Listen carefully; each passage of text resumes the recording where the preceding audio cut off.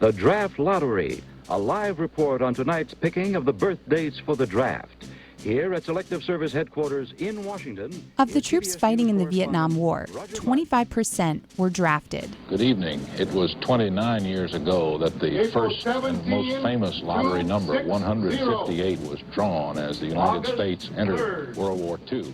My draft number was 127 out of 365. Rick Collins works at the VA Center in Oakland, California. He was in his 20s when he went before the draft board back in 1970. Well, they went the whole thing about wanted to know what I did and letting me know that they were ready to make me 1A so that I could serve my country. And they were going through all types of machinations to try to make me feel uncomfortable. None of the people out there looked like my neighbors except for one guy. They were mostly older white guys, and they were the ones who were making the decisions. Collins is African American. He grew up in a working class neighborhood in Philadelphia. He says, standing before the draft board, he felt like his life was in their hands. Well, nobody fled to Canada from my neighborhood. Where Collins grew up, military service was an honorable profession. His father was in the military. Most of the people in my neighborhood were in the military. They were either drafted or they enlisted to get ahead of the draft, to have some choice about what service they went into. So in the end, Collins volunteered. He had a commission to serve as a social worker, counseling soldiers fighting in Vietnam, many of whom were severely traumatized by the war. He says when he was young, he didn't really think twice about the draft. Getting drafted was a rite of passage for most of the young men in the area. Collins says some of the old-timers who were drafted in earlier wars want to see the draft reinstated. They say it inspires patriotism, and there's something to the idea that every citizen should carry the burden of protecting a country.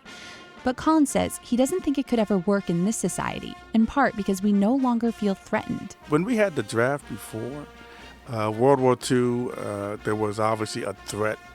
And then we had the threat of worldwide communism. That doesn't exist now, which is why just about all of America's allies have gotten rid of the draft. And without a threat, there's no real motivation.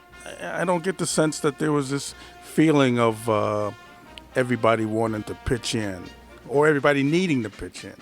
Even though fewer and fewer Americans have any connection to the military, Collins believes societal attitudes are shifting again towards support of veterans, not an attitude he saw much of during his youth. I can remember from Vietnam down to when I was mobilized during Desert Storm, there was a whole sort of change where people had actually called me a baby killer during the time I was in the military. But I can remember after Desert Storm, people would walk up and shake your hand and want to talk to you.